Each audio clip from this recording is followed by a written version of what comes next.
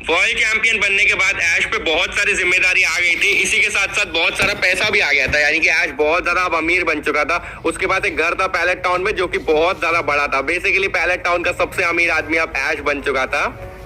अब ऐश को अपने अलोला वाला टाइटल भी डिफेंड करना पड़ता था, जो अलोला के चैलेंजर्स आते थे उनके अगेंस्ट। इसके अलावा उसको अपनी वर्ल्ड चैंपियनशिप वाला जो टाइटल है उसको भी डिफेंड करना पड़ता था सारे चैंपियंस के अगेंस्ट। लेकिन यार वो जो चैंपियंस थे और सारे चैलेंजर्स थे वो सब इतने वीक थे ऐश के कंपेरिजन में, या फिर हम कहें ऐश इतना ओवर पावर्ड बन चुका था अब सीरियसली कि कोई भी उसकी टक्कर का ही नहीं था। वो सब आते थे और ऐश अपने एक दो पोकेमॉन से ही उनकी पूरी टीम हरा देता था और बैटल जीत जाता था।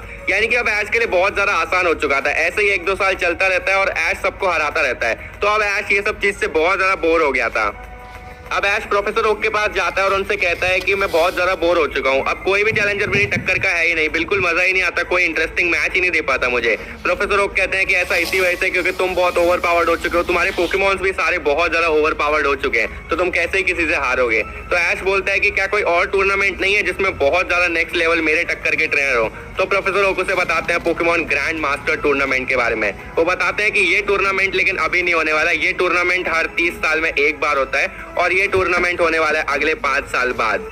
ऐश बोलता है कि 5 साल, इसमें तो अभी बहुत ज्यादा टाइम है, अभी तो बहुत वेट करना पड़ेगा। लेकिन प्रोफेसर लोग कहते हैं कि कोई बात नहीं, 5 साल तुम अपनी ट्रेनिंग कर लो, क्योंकि वहां पर जो ट्रेनर्स आने वाले हैं वो कोई भी नॉर्मल ट्रेनर्स नहीं रहेंगे, वो बहुत ही ज्यादा पावरफुल ट्रेनर्स हैं और हो सकता है वो तुमसे भी बहुत ज्यादा पावरफुल हो। तो ऐश बोलता है कि मुझसे पावरफुल, फिर तो बहुत ज्यादा मजा आने वाला है, बैटल करने के लिए मैं तो पूरा एक्साइटेड रहूंगा। अब देखते ही देखते 5 साल हो जाते हैं। हम लोग ऐश को देखते हैं कि वो अपने रूम में हमेशा की तरह आराम से सो रहा होता है। तभी उसको प्रोफेसर ओक का कॉल आता है और वो बताते हैं कि चलो जाने का टाइम हो चुका है, और वो ऐश को अपनी लैब में बुलाते हैं। ऐश प्रोफेसर ओक से पूछता है कि ये टूर्नामेंट होने कहाँ पे वाला है, हमें इसके लिए कहाँ जाना है। और वो बोलता है कि वैसे ये टूर्नामेंट इतना फेमस क्यों नहीं है, मैंने इसके बारे में कभी भी सुना नहीं है, आपसे ही पहली बार सुना। तो प्रोफेसर ओक कहते हैं कि इसके लिए हमें जाना होगा एस्केलोवा रीजन में, और वो बताते हैं कि ये इस रीजन में टूर्नामेंट होता है, लेकिन ये बहुत ज्यादा सीक्रेट टूर्नामेंट है, क्योंकि इस टूर्नामेंट के अंदर पोकेमॉन की जान लेना तक अलाउड है। इसी वजह से ये बहुत छुप के होता है टूर्नामेंट। लेकिन यहाँ पर जो ट्रेनर्स होंगे वो बहुत ज्यादा डेडली, बहुत खतरनाक ट्रेनर्स होने वाले हैं। ये सुन के ऐश थोड़ा सा घबरा जाता है, क्योंकि वो अपने पोकेमॉन से बहुत प्यार करता है, तो वो नहीं चाहता कि उसके पोकेमॉन मरे। इसलिए प्रोफेसर ओक उससे पूछते हैं कि क्या तुम्हें कंफर्म यहाँ पे जाना है, क्योंकि यहाँ जो ट्रेनर्स होंगे वो बहुत खतरनाक होंगे और शायद वो रहम भी ना करे तुम्हारे पोकेमॉन पे। लेकिन ऐश मान जाता है तब भी जाने के लिए।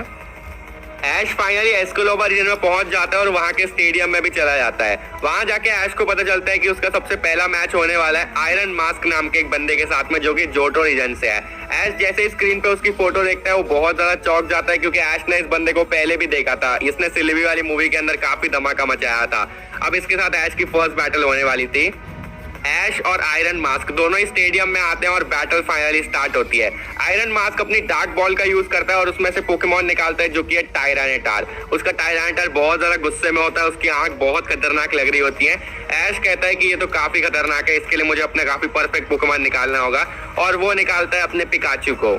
टायरानेटार पिकाचू पर रॉक स्लाइड मूव का यूज करता है, लेकिन पिकाचू उसको डॉज कर देता है। फिर ऐश पिकाचू से कहता है कि जल्दी से एक बहुत खतरनाक सा थंडरबोल्ट मारो, लेकिन उससे कुछ भी अफेक्ट नहीं होता टायरानेटार को। तभी टायरानेटार आता है और बहुत खतरनाक अर्थक्वेक का यूज करता है, और पिकाचू पे लगने वाला होता है कि पिकाचू अपनी पूंछ पे खड़ा हो जाता है, जो कि उसको बहुत हेल्प करता है और वो इतना अफेक्ट नहीं होता अर्थक्वेक से। पिकाचू फिर तभी जाके एक इलेक्ट्रो बॉल अटैक यूज करता है बहुत खतरनाक तरीके से टायरानेटार पे, और वो टायरानेटार पे सीधा लग जाता है, लेकिन फिर से टायरानेटार को कुछ भी असर नहीं होता। अब यहाँ टायरानेटार की आंखें बहुत लाल हो जाती हैं और वो एक बहुत ही ज्यादा खतरनाक वाला अर्थक्वेक वापस से चलाता है, और पिकाचू को इस बार वो लग जाता है। पिकाचू बहुत खतरनाक डैमेज हो गया था यहाँ पे। ऐश पिकाचू को मोटिवेट करता है और बोलता है उसे जल्दी से उठो और एक खतरनाक वोल्ट टैकल मारो। पिकाचू जाता है और एक बहुत तगड़ा वोल्ट टैकल मारता है, और दूसरी तरफ से वहां पर टायरानेटार काउंटर करता है अपने डार्क पल्स की मदद से। दोनों अटैक टकराते हैं और अच्छा खासा यहाँ पे एक बहुत खतरनाक ब्लास्ट होता है।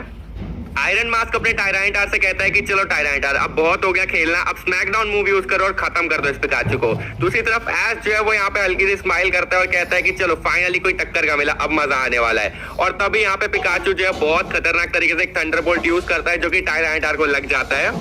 अब यहाँ टायरानिटार भी थोड़ा बहुत कमजोर हो चुका था। फिर तभी ऐश पिकाचू से कहता है कि पिकाचू अब यही सही समय है, एक खतरनाक आयरन टेल मारो। और वो एक बहुत तगड़ा आयरन टेल मारता है टायरानिटार पे और टायरानिटार फिर से बहुत अच्छा खासा डैमेज हो जाता है। आयरन मास्क को यहाँ पे हल्का सा गुस्सा आता है और वो कहता है कि अब बहुत ज्यादा हो गया, अब मुझे इसे खत्म करना ही होगा। और वो कहता है कि टायरानिटार अपनी पूरी पावर यूज करो और डार्क पल्स की मदद से अब खत्म करो इस पिकाचू को। और दूसरी तरफ ऐश अपने पिकाचू से कहता है कि अब हमें टाइम है अपना कॉम्बो मूव यूज करने का। और वो आयरन टेल और इलेक्ट्रो बॉल का खतरनाक कॉम्बो यूज करवाता है और दोनों के अटैक टकराते हैं और एक खतरनाक ब्लास्ट होता है। और हम देखते हैं कि टायरानिटार यहाँ पे नीचे गिर चुका है।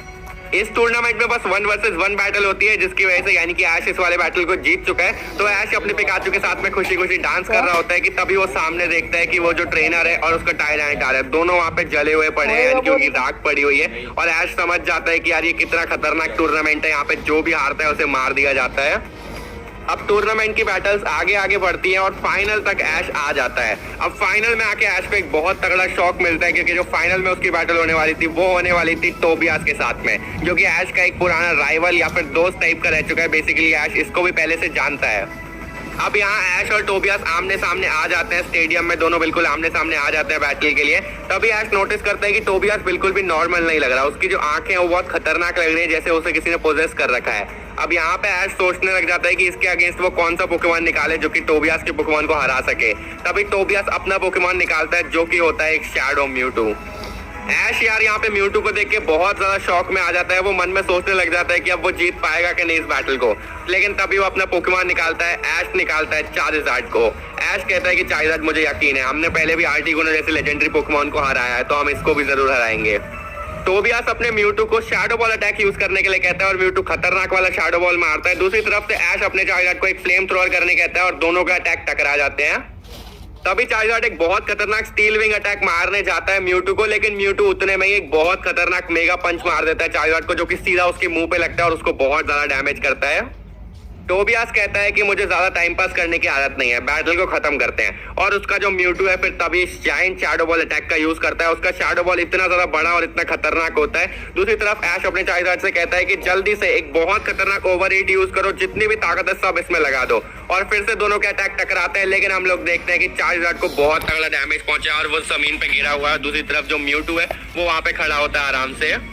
लेकिन यार हम सब जानते हैं ऐश का चार्जर्ड बिल्कुल भी हार मानने वाले में से नहीं है और फाइनली वो इतने खतरनाक अटैक को भी झेल के खड़ा हो जाता है। अब यहाँ ऐश कहता है कि चलो टाइम आ चुका है और वो अपने चार्जर्ड को मेगा चार्जर्ड एक्स में मेगा इवॉल्व कर देता है। ऐश का चार्जर्ड ब्लास्ट वन अटैक मारता है म्यूटू पे और म्यूटू पे अटैक लग जाता है, क्योंकि अब चार्जर्ड की स्पीड बहुत ज्यादा खतरनाक हो गई थी, तो वो बहुत खतरनाक तरीके से फुल स्पीड से मार रहा होता है म्यूटू को। फिर चार्जर्ड बहुत स्पीड से उसको आजू बाजू से मारने लग जाता है, बहुत खतरनाक पंचेस मारने लग जाता है और म्यूटू यहाँ पे हल्का सा गुस्से में आ जाता है। म्यूटू साइड स्ट्राइक अटैक का यूज करता है, लेकिन उसको चार्जर्ड अपने फ्लेम थ्रोअर की मदद से काट देता है और कुछ भी नहीं हो पाता किसी को भी यहाँ पे। लेकिन अब म्यूटू फुल गुस्से में आ चुका था और ऐश स्माइल कर रहा होता है, क्योंकि ये उसका प्लान था म्यूटू को गुस्से में लाना। और तभी म्यूटू जो है फुल स्पीड से चार्जर्ड की तरफ भाग के जाता है और चार्जर्ड जो है इसी का फायदा उठा के उसके हाथ पकड़ता है, उसको हवा में उठाने लग जाता है, यानी कि साइस्मिक टॉस अटैक का उस पर ट्राई करता है और बहुत खतरनाक तरीके से उस साइस्मिक टॉस को बदल देता है एक फ्लेमिंग साइस्मिक टॉस में। और अब यार इसकी पावर बहुत ज्यादा होती है और खतरनाक तरीके से ऐश का जो चार्जर्ड है वो मार देता है साइस्मिक टॉस म्यूटू को।